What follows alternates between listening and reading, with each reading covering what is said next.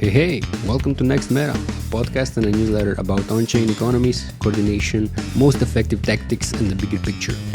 Serious topics and a not-so-serious host. Hope you enjoy. Welcome, Justice, to the NextMeta podcast. Thank you. Happy to be here. Justice is a part of the Polygon governance team. He was previously active at the Bankless DAO, and you might also know him from DAOsember.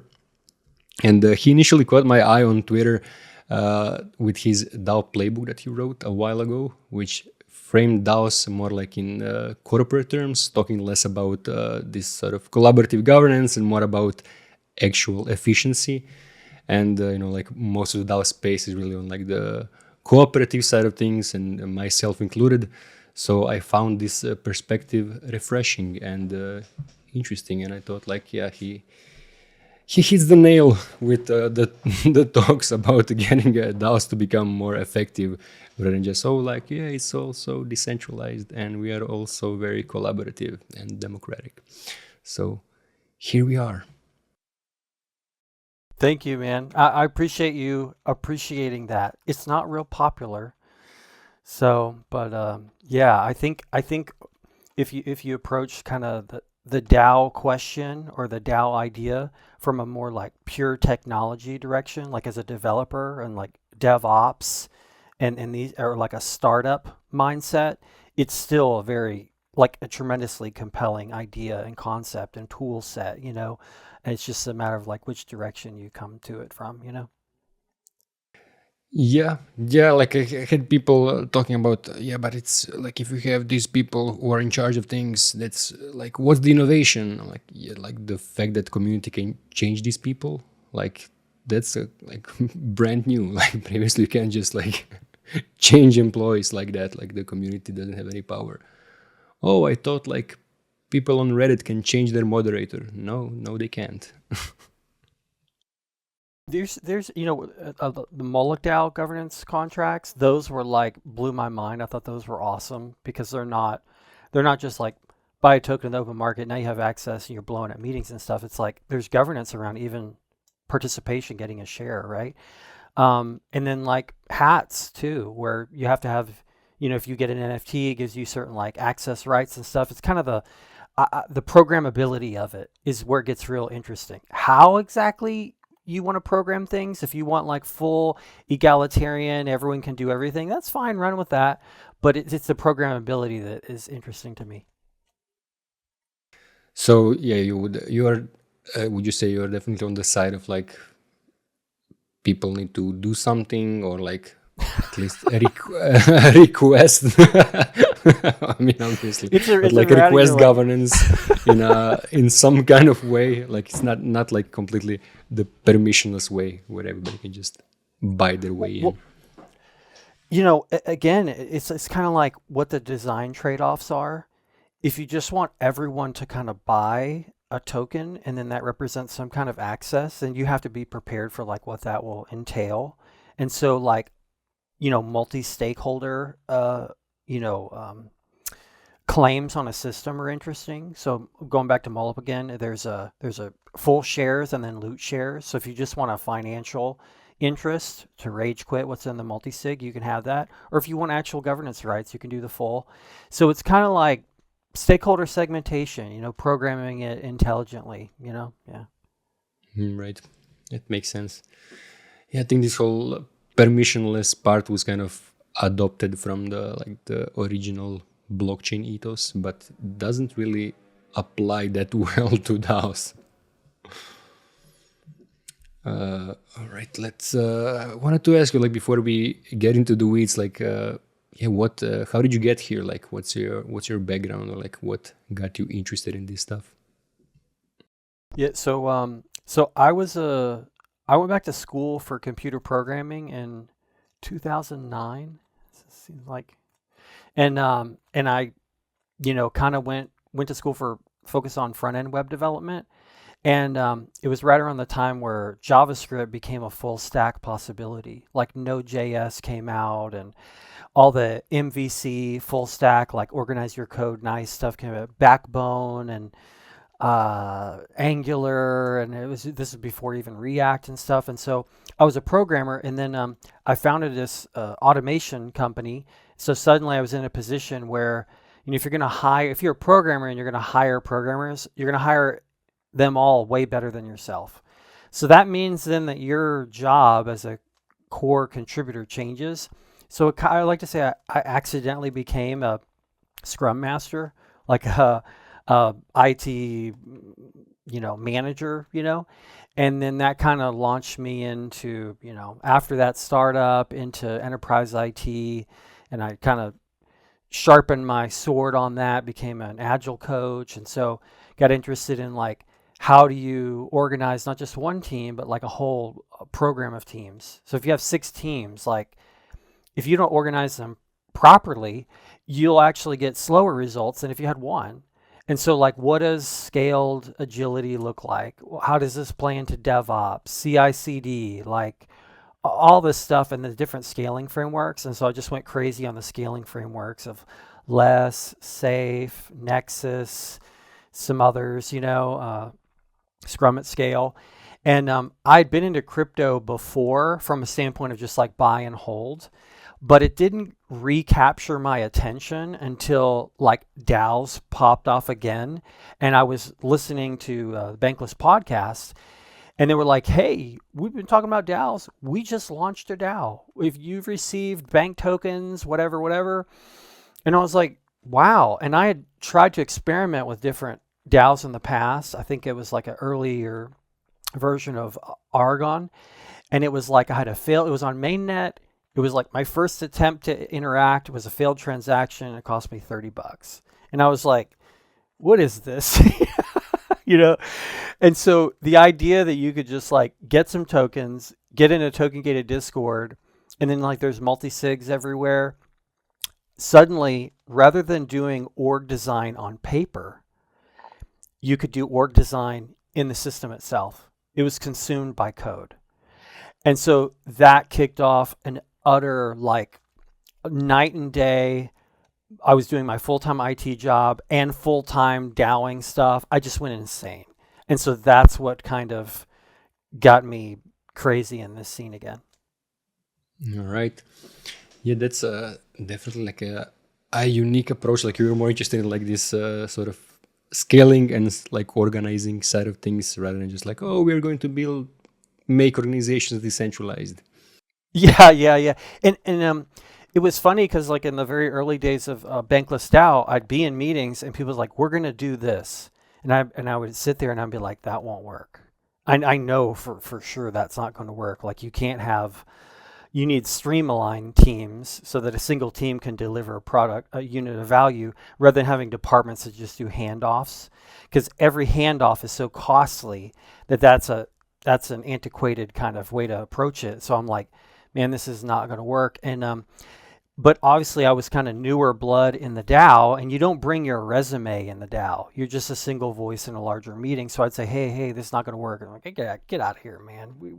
We got the vibes. We got the new token. It's going to work, So that is what kind of prompted me to start writing first on Medium and then on Mirror. And so then I would just like reach a certain level of frustration and like do a Mirror post of like efficient DAO design or whatever. And so that just kind of kicked off a couple of years of just trying to write something significant once a month, That's cool. And so over your career, you spent, I guess, a lot more of your time on this side of things of like scaling organizations, like structuring organizations than actually programming. Are you doing any programming still at all? I am, and it's changed so different because I kind of switched to Python, and I like to keep my sword sharp because I'm like, dude, Python, like all these like front end Python tools are becoming more of a thing. And then there's the data side of things where you can do cool stuff with data. I'm like, Python's perfect. Python's almost like a natural language. And then with AI tooling, you can like work through. And then as just a milestone for myself, in December of last year, I got my certified entry-level Python developer or something. Just like studied and took the test just as like a milestone of my learning. And so do I still program? A little bit, but at most it's a proof of concept that then I could show someone who has like real chops and say like, hey, can we do something with this? So I can't let it go because to me it's the purest form of thought. So it's amazing. I love it. Cool. So you kind of got back to it. That's cool. Yep. But yeah, I wanted to ask you, like in terms of building organizations, or like more specifically about DAOs, like since you have this sort of, as I said, like unique perspective, what are some of the things that that other people didn't agree with you on, like in terms of structuring DAOs? There was probably one of the biggest one was there was a desire to organize things around departments and departmental handoffs. Like, hey, there's a design guild and they're going to design all this. And then there's dev guild and we'll kind of chain it to them. And the idea that you can chain these departments together, that was going to work. And I was like, that's not going to work. And then I also learned some valuable lessons in there too, that, we can take for granted the value of kind of traditional contracts. Like I was personally in the situation of being in charge of a budget and then not taking pay myself to all produce a something significant. And then as soon as the team produced that thing of significance, they spun out, formed a company, and went and the DAO didn't get any upside or participation in that thing. And I was like, how did I think this was going to work, right? And so like how you ensure like value capture, like in an on-chain way, became kind of something interesting of like, how do you kind of tokenize value and all. And so some of it wasn't just all like, hey, I know the right way to do it. It was like even the stuff I thought I knew how to do, I found that you can't make the same assumptions because the trust assumptions are so different. When you're seeing someone's face and you're interacting and like they have some reputation to protect, they have a LinkedIn profile, even without a contract, they try not to be like a total scammer, right? But you're dealing with like thousands of people who are just a voice on a throwaway account. Right. That changes. And so I learned a lot from that and tried to pour that into future innovations on how to capture value in that way, And this was in Bankless, Yep. if I may ask. Yeah. Yeah. And what was I lost my thought here. I'll add this. The thing is I was like, I'm in IT and I'm like, oh gosh, I can't wait to do DAO stuff full time. I got to do it. But I make a livable income to take care of myself and a certain lifestyle and my son. And so I can't just like jump on the bounty hunting, like train. Right. I need like health insurance and all this. So I wanted to, but I couldn't pull the trigger. And so, and then I kind of learned in the process, it was kind of a little bit painful to work in DAOs. And so when the opportunity came up to come on full time at Polygon Labs, I was like, this is it. I can finally make the official transition. And so came on Polygon Labs full time beginning of last year. But then now it's like everything's full circle. I'm in Polygon Labs and I'm like, I wish this was more DAO native. You always want what you don't have, Yeah. Yeah. The unfulfilled promise of DAOs. Yeah. But yeah, like we totally agree that we kind of neglect these like actual contracts with all of these smart contracts. Mm-hmm. And we had a similar experience with Meta Cartel. Like we gave out many grants to brand new projects, mostly like hackathon projects.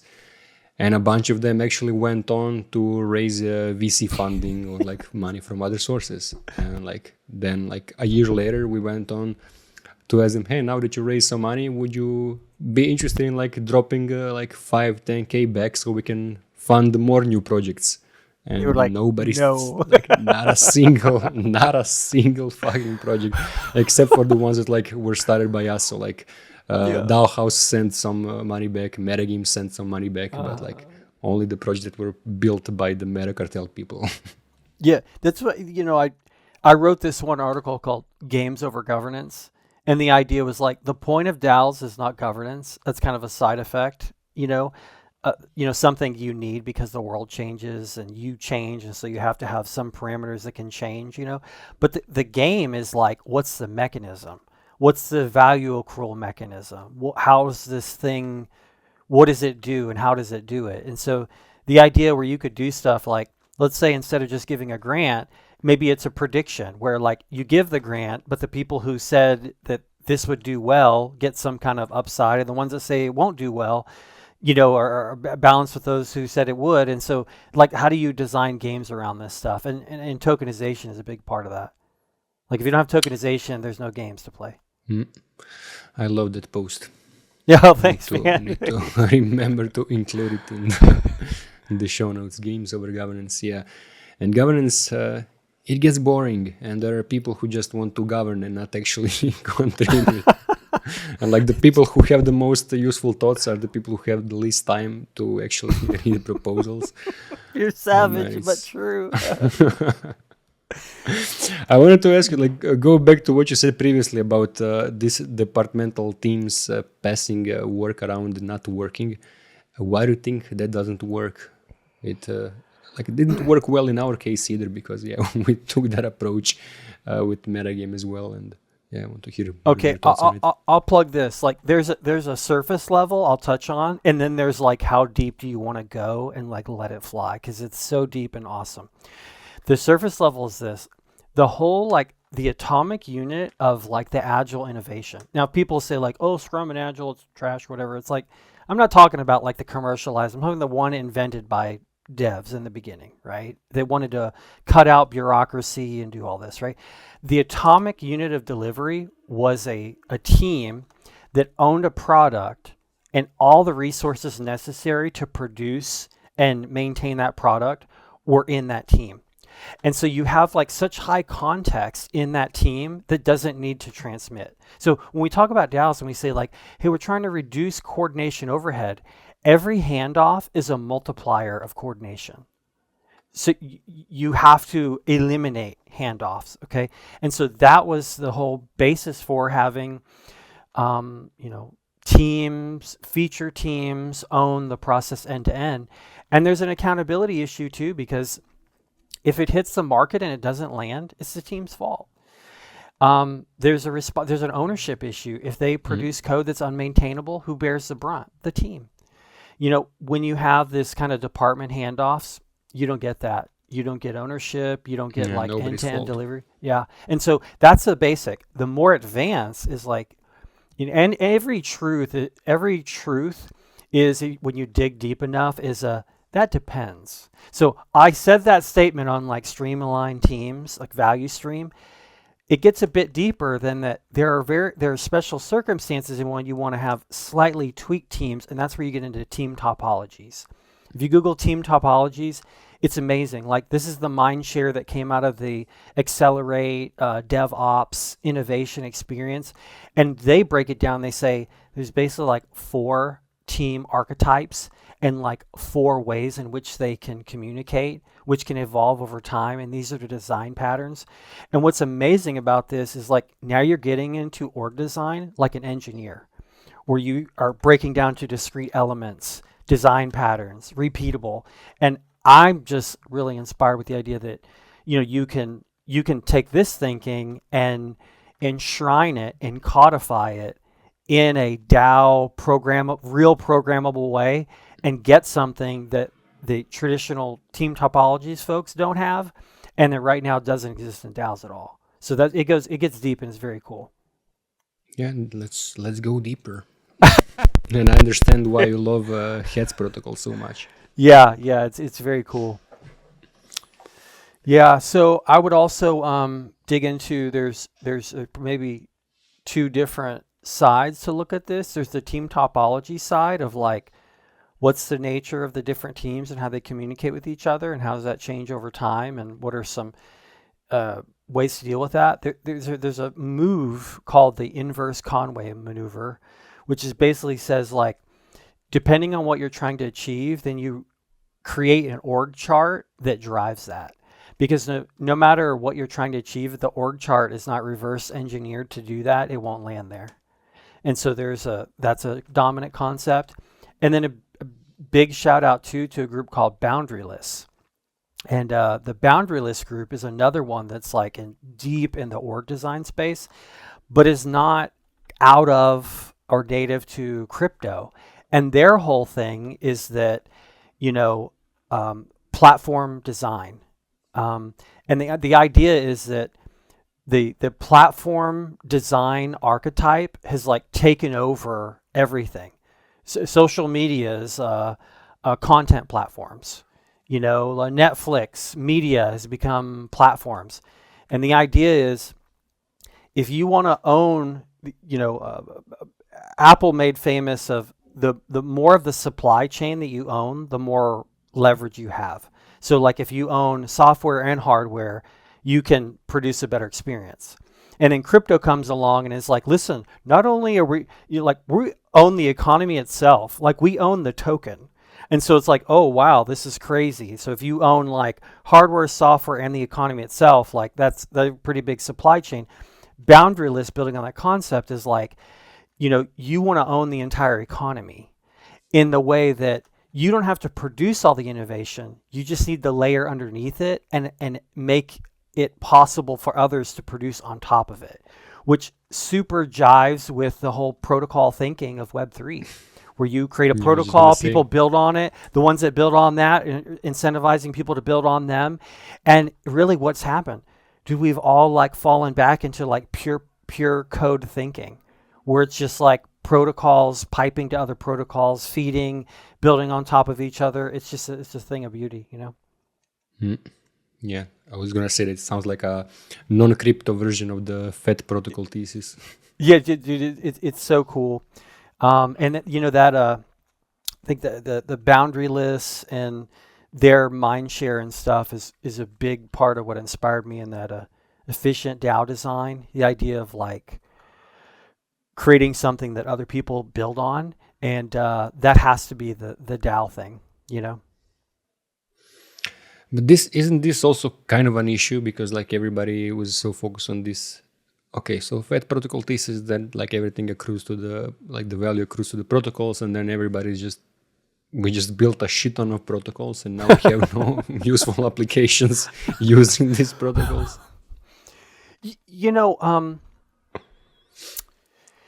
There is an idea that like people are kind of mineable, just like DeFi, like in the sense that if the incentive change, they just go somewhere else. I don't think it's entirely true, because why would we have brands? We wouldn't have brands. We would just have like, I'm going to Blue because they are offering slightly different incentive today, and tomorrow I'll go to Red. But what we do is we develop brand loyalty, and we get won over by like a concept and some trust builds. And so like maybe I kind of get sold on a particular, Nike shoes or something, and if some weird brand comes out with another, it doesn't mean they instantly own. It's kind of there's a distribution there, and a trust and a recognition, even an emotional attachment. And so I still think that there's still a lot to be said for that, for the brand. Someone comes out, hey, look, we forked Uniswap, and we add our own token and incentives, and more incentives than they do. There's no fees, and you do all this like short term, whatever. Does that mean like everyone just stops using Uniswap? No, they don't. Why? Because if you want something trusted, there's a relationship developed there. So I think there's a combination of both. Yeah. Also habits and other integrations. Yep. Yeah, I had David Phelps. Genius. Was it last episode or the one before? Mm-hmm. And he wrote the proto app thesis about, but basically talks about how the apps also kind of turn into protocols, and other people can compose them into other apps. And that's the fundamental message from Boundaryless, is that if you are not actively thinking about platform, there's a saying they say, if you're not the platform, you're unconsciously operating on someone else's platform. it's a platform, all the things. So maybe that can land a little bit not ideal for crypto people because the brand of platform is taking a negative connotation, but a platform is a slight variation on protocol, Right. Yeah, I mean, we're protocolizing platforms, and I just had a rant tweet like half an hour ago about consumer crypto and how it's kind of a shitty thing to aim at, because like kind of Web3 is inherently aiming more so for people who contribute to the network. So it's like we are recognizing that platforms are multi-sided marketplaces, and like people don't come to the internet to consume, they come here to earn money, to learn, to earn status, whatever else. And they're going to be participating on these protocols or like platforms, whatever you want end up calling them, and earning, not just passively consuming. That's what the whole Lego analogy is like amazing. Like, no one cares about your perfectly constructed cathedral amusement park, but people care about a box of Legos that they can make their own theme park. And so it's like, oh wow, this doesn't even need to be as nice. This can be crazy low fidelity. But if there's a mechanism for people to express their own creativity, it's like, boom, it's wide open, So It's a great point. And we see like this with Roblox becoming like one of the, if not the most popular game currently. Yeah, people want it's to so cool. express creativity and build shit. Yeah, it's so cool. I'll say just as a tie-in with Polygon. Polygon just announced their governance hub last week or 2 weeks ago, whatever. And I pushed really hard, and one of the things we did there was like, because everyone, if you're building DAO tooling, you want a big chain like Polygon and be like, we're using your whatever. And the biggest like compelling part was with going with Aragon. That's what they went with. Is Aragon has this OSX framework. It's unfortunate. It sounds like Mac OS, what it used to be called OSX, right? But still, the idea is like you have an entire library of components, and you can chain these governance primitives together, and not just chain them together, but under governance change them. So you can say, hey, we want to change the way we decide on things, and so a proposal to add this different Lego brick.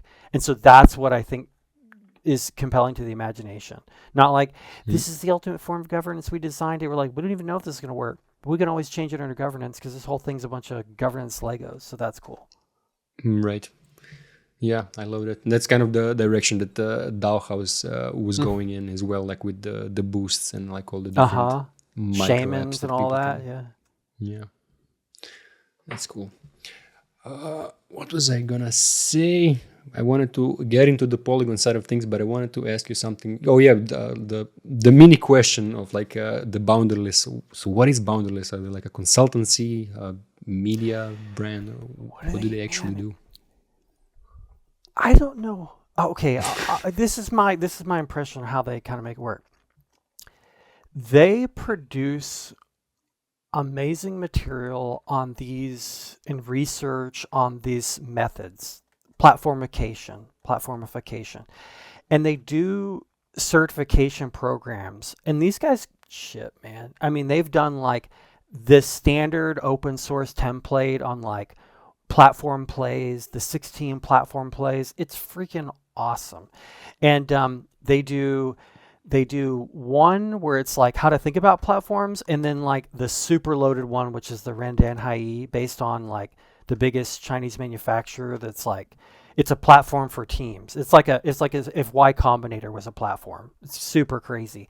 And they do sort of multi-day certifications on that. So they produce material, which is awesome. They do a podcast where they talk to these brainiacs, talk about this stuff. Then they do these certifications. I'm telling you, I took like weeks off of work just to prepare and do these certifications. And they were like, $1,200, $1,300, $1,400. And it was just awesome. And it was like, think about this like a DAOist, like a DAOer, and then like process this. So that's kind of what they do. Why is not more of Web3 aware of their work, or why are they not more involved in Web3? I think too many DAO people, well, I wouldn't say too many, because like who's the standard, right? But in my experience, most DAO people are more interested in kind of the democratic, egalitarian side of DAOs, and interested in that everyone gets a say and this kind of stuff, and less in kind of like org design, team topologies, platform That's design. until they try building a DAO.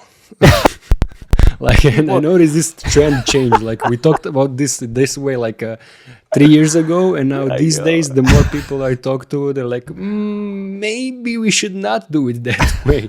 Maybe it should be centralized teams more so.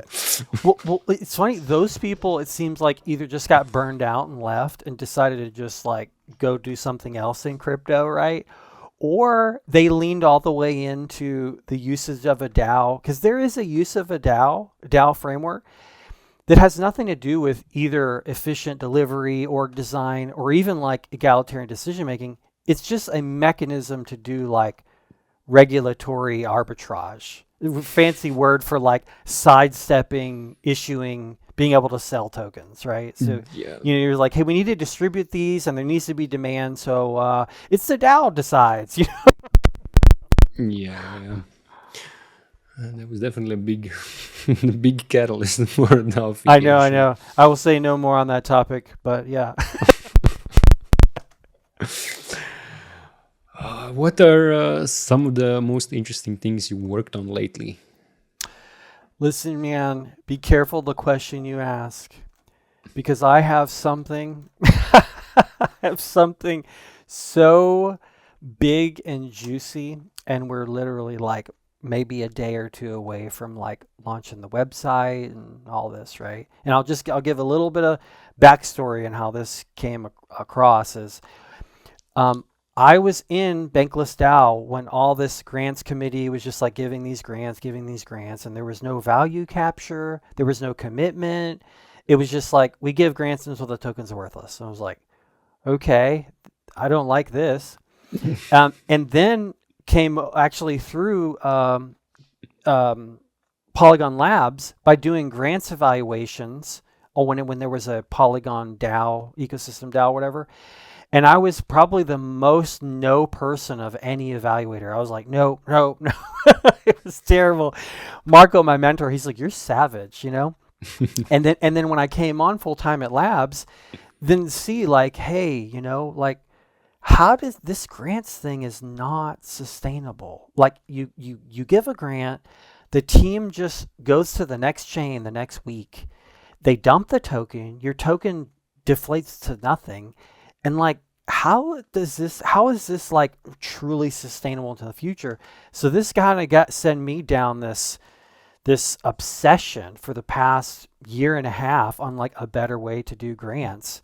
And it's resulted in this kind of project. We're calling it QAC, or the Quadratic Accelerator. And the idea is, I don't know if you've heard of the EAC, effective accelerationism, like the DAC, decentralization acceleration. This meme of accelerationism is like, pull off the brake, pull off the governor, man, let this sucker fly. The path through problems is acceleration, not getting out of the car and tiptoeing through stuff, right? And the idea is like, we're all scared of tokenizing, but we should let the tokens fly. We need a better way to tokenize projects so that the chains giving grants don't have their token deflate to nothing. They get committed teams, because these teams end up having their projects tokenized on that chain, and communities get participation. They're not just like giving and quadratic funding hoping for an airdrop, or doing some low level activity hoping for an airdrop. It's like, no, let's like have this thing be a core part of like Web3, tokenize every project. So that's the idea.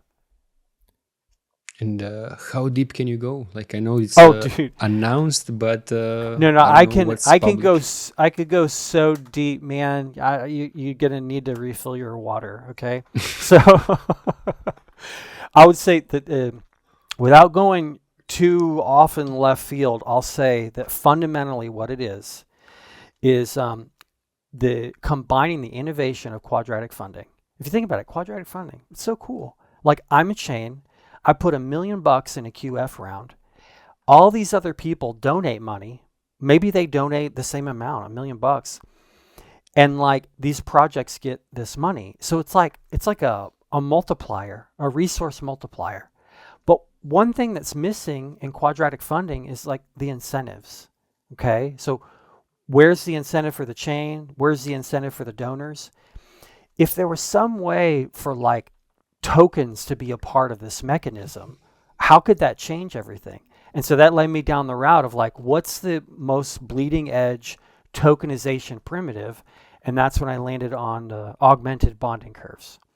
Now, you know, real short perimeter bonding curves, there's fundamentally two types. There's the, secondary bonding curves, which is what we know of as exchanges. You put two tokens in a pool, and then the bonding curve is the mathematical, smart contract that says that by these rules, these tokens are traded. So, that's secondary. But there's a primary where you just have the smart contract and you put in one asset and it spits out another. It's the primary issuer of that new native token. And the most bleeding edge kind of bonding curve technology is called the augmented bonding curve. And what it does is it works just like a bonding curve, but it also takes like a 10% tax every time someone buys in or sells. And so what we did is we said, all right, we're going to take QF, put the dang augmented bonding curve in the middle. So now instead of a protocol giving a project a direct grant, it goes into this protocol, produces tokens for the team. The team's able to extend access to this bonding curve to their own community.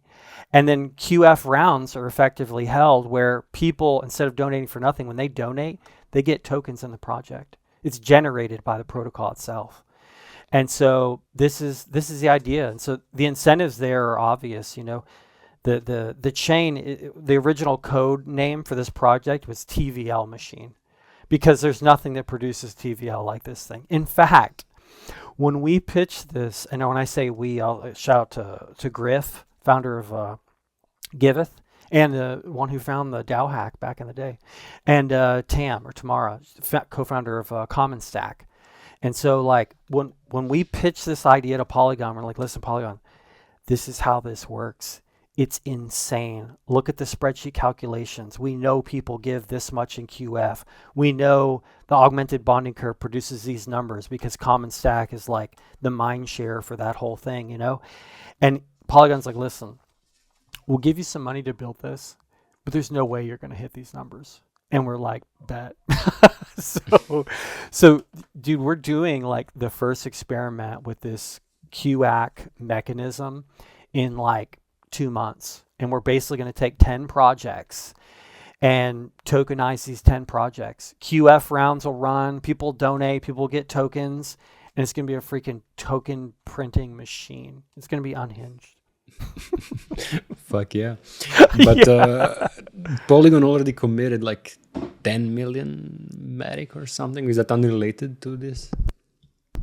Polygon has relaunched its own grants program a few times. This most recent iteration is called Polygon Community Grants Program, CGP. And the idea is there's several kind of programs that'll operate within this. Like there's direct grants that happen, people can apply directly. There's like external grants bodies that help out, like Thrive Protocol is one of those. There's all different participants. This QAC will be one of those participants in this. And so, what we asked from Polygon is like, give us enough based upon our mechanism that we can tokenize 10 projects to prove that this thing does what we say it's going to do. And they were like, okay. And so the current season of the grants program kicked off at the beginning of June. It'll run through August. The next season will kick off, beginning of September. And it's our aim to like be live by September. And where we're at with that, working very closely with Inverter Protocol. These guys are the giga brains of parameterized constraint bonding protocol technology, and working with these crazy brains, the Bonding Curve Research Group. I mean, these are Zargum, Simon de Voulier. I have a hard time with this. These are guys who were like writing about tokenizing the world like before Ethereum launch type stuff. So it's awesome. It's like a recapture of the dream of what crypto was the vision of what it was supposed to be, tokenizing value. Love it. And so this is like a collaboration between Giveth and Polygon, or is like a completely project of its own? Or strictly speaking, the way I would describe it is QAC is incubated in Giveth, right? Because Griff and Giveth, they had this idea of something called GERVs before, and there's even a backstory on this which is wild. Like when I was working on this kind of the QAC idea, I called Griff, who we'd run into each other a few times, but weren't on like a real friendship basis. But I was reaching the edge of my technical sophistication on could this thing actually work, and I messaged him. And let me tell you, this dude's a different kind of a guy, man, for real. I've had grown such a love for this man. And I said, hey, here's the thing. And he's like, very interesting, okay? And I thought, probably never hear from him again, and then, whatever, And then like the next day, he sent me a voice message and was like, this is very interesting. There's a few issues, but if we could get past them, this would be cool. Then the next day, Sunday, another one. He was like, dude, I'm getting really jazzed about this. And then on Monday, he was like, what are you doing this week? I'll fly to you. So he flew from another country to come here and stay. And I told work, I said, listen, guys, sorry, I'm out. I'm doing something, And then for like 4 days, we just jammed on this, on like all the whiteboards, all the, and so it was like, he told me about GERVs. And the thing about GERVs, what's unique about that is, whereas QAC is like anyone with a native token can kind of have their own grants program that instead of just giving money for grants, it actually tokenizes projects on their protocol. GERVs is actually one of those protocols. GERVs has, or Giveth has the Give token. And so they want to do like public good type oriented impact. And so it's closely related, but it's kind of brand and scope to that public good stuff that Giveth is hype about. Whereas QAC is just more open-ended, like not so much about public goods. Doesn't matter what it is, tokenize everything. And so, there will be some shared infrastructure to begin with, but I think real quickly, QAC will spin out, and there'll be a very distinct difference between GERVs and then the QAC. So, got it. Makes sense. And yeah, this like allowing projects to bootstrap token economies. That's kind of been the end game of Giveth since I don't know how many years.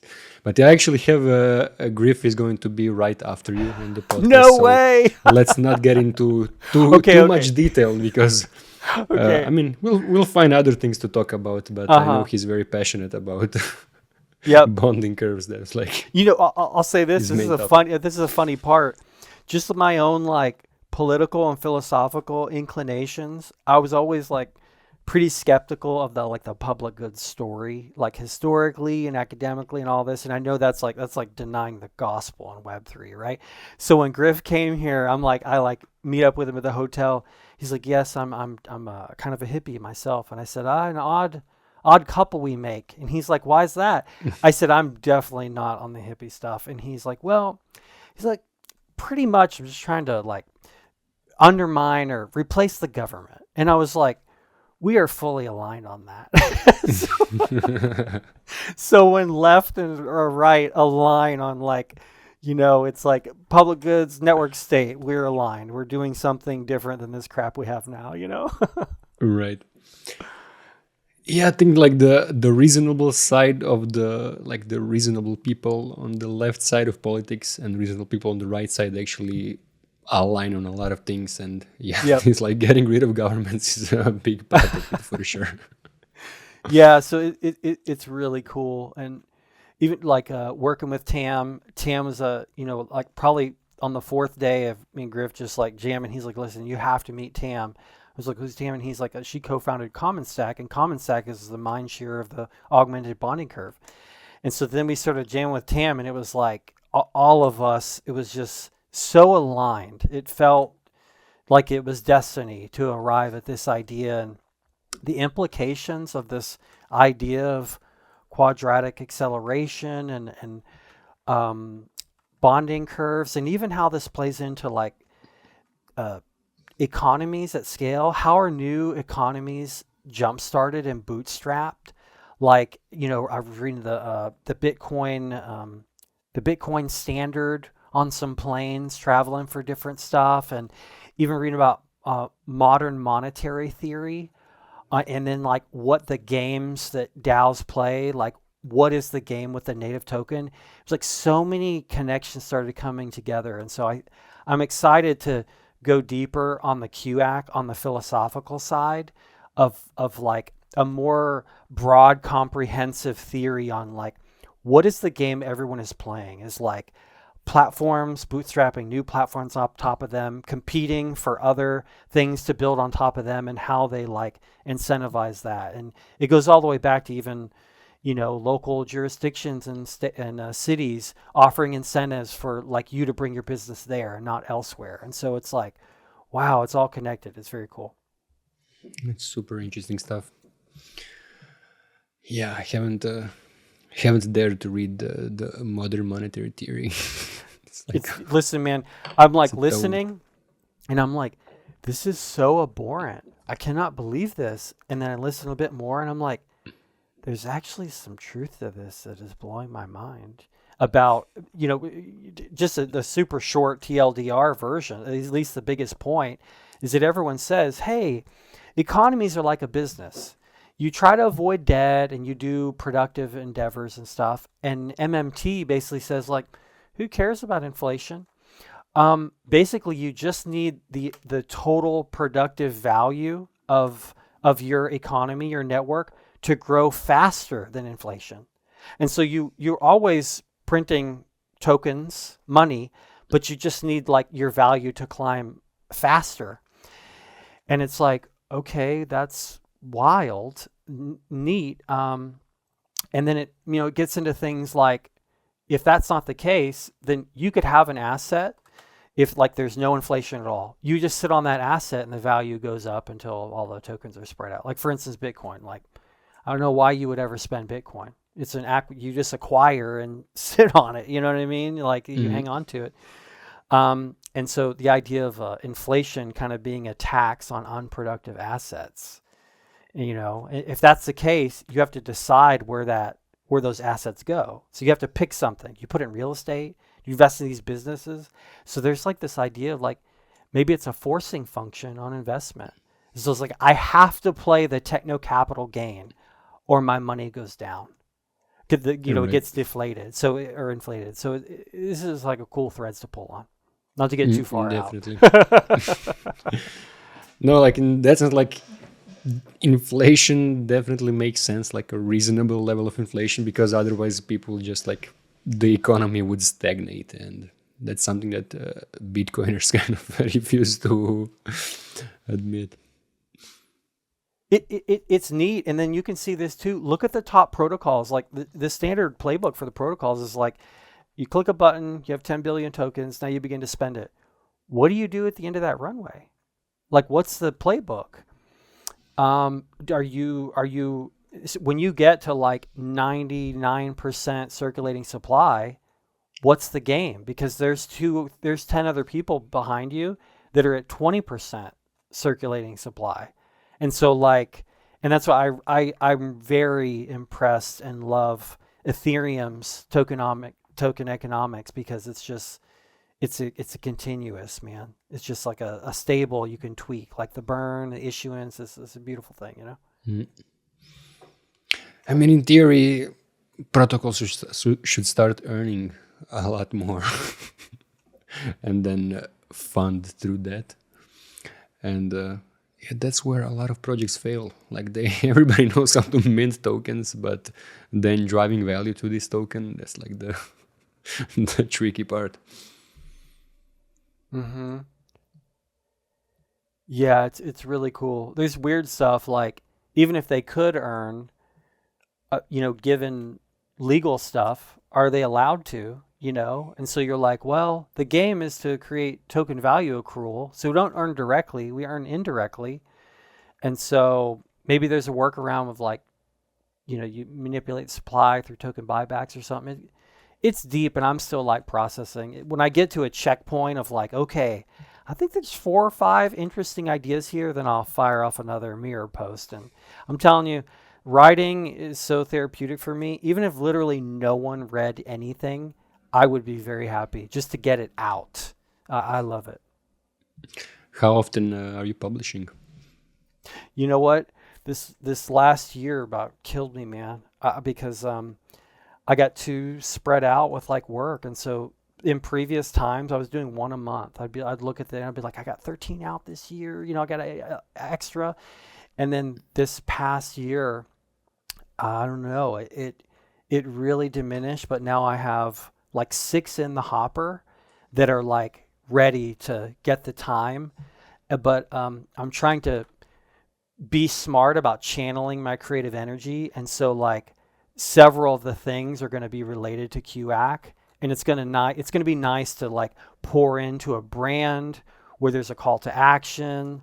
There's something that prompts people to do something that you can measure and see. And so like I'm super happy to be back in the seat of like launching a product, you know? Nice.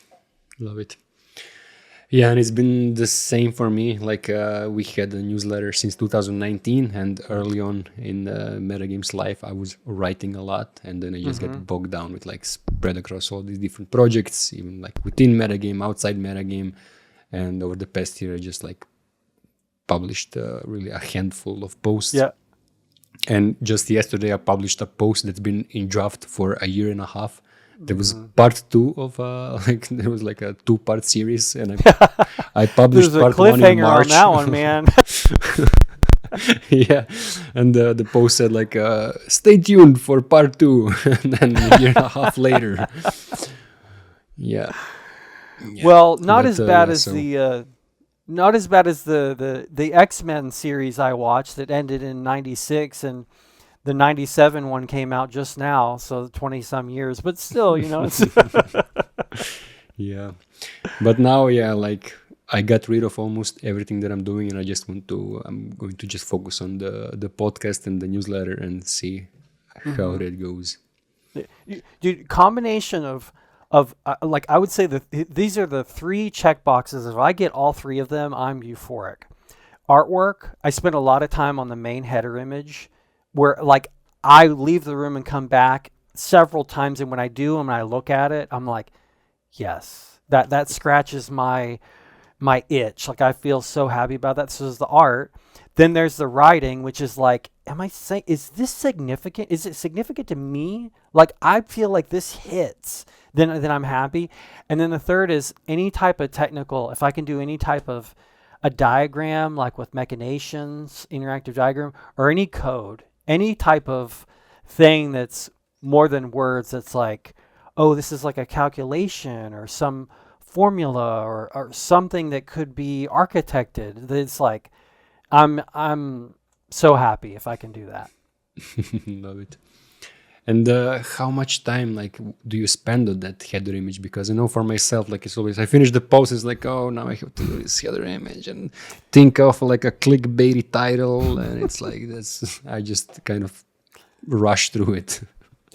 You know, there have been times where I would spend like a week, you know, because once I get obsessed on something, it's very hard to do other things. Many times I've been like, you know, I'm probably about ready to lose my job.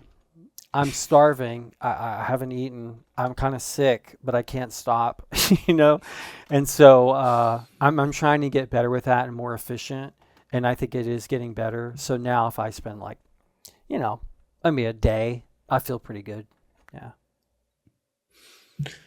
All right. Yeah. Doesn't seem like we'll have much time. I also wanted to get into like Polygon, like how governance works and all of that, but we are like 6 minutes away from wrapping up. So maybe just like yeah. Oh, I was gonna say I can call it here. Check out the announcement of the Polygon Governance Hub.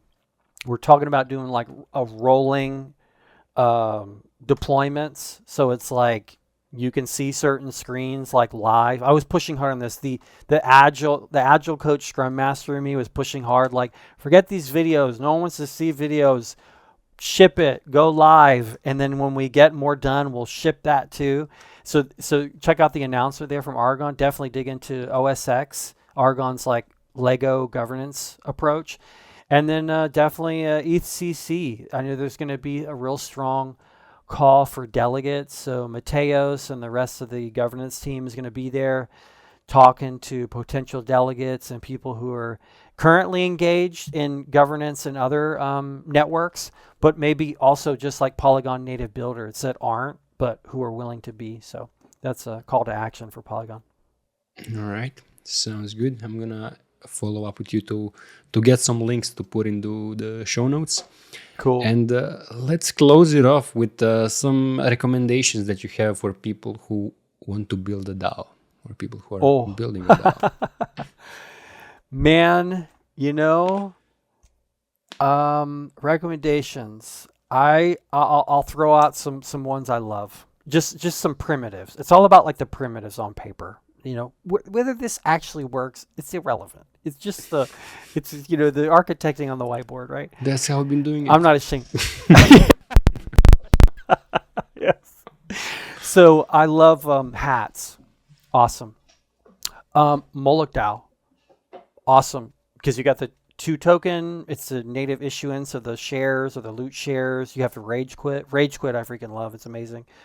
The hats, you get access and rights and spending and all this. That's awesome. Splits. 0x split. Very cool. Like to intelligently kind of combine these where instead of just like trusting that you're going to get paid, like building this into the fundamentals of how the thing works is very cool. Yeah. And QAC.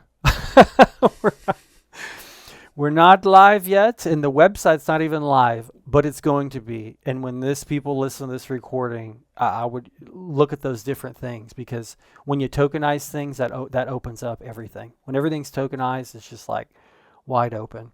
So playing with those primitives, very interesting. Argon OSX, look at those modules. Think about what else could exist. What's crazy, if it don't exist there, and you design it on paper, someone can build it, and now you've added to the entire like Lego topology or ontology of pieces that are available. So yeah, Right. If I had more time, I surely could come up with a longer list, but that's what I have for now. Yeah, I mean, you have the posts, so we're gonna link to those. Those are definitely great reads for anybody who wants to build a DAO. The playbook, the games over governance, the one on efficiency. There's probably a bunch more that I can't think of right now. So yeah, they're all going to be included down in the description for anybody listening. And thank you, man, so much for coming on. This has been a lot of fun. Thank you. If there's anything to add to those primitives, it's just like the org design stuff, and I'm sure we'll get links in there too. So yeah, thank you so much, Pat. I love what you do. I'm honored that you'd have me on this show, and glad we got to jam on stuff. Awesome. All right, man. Talk to you soon. All right. See ya.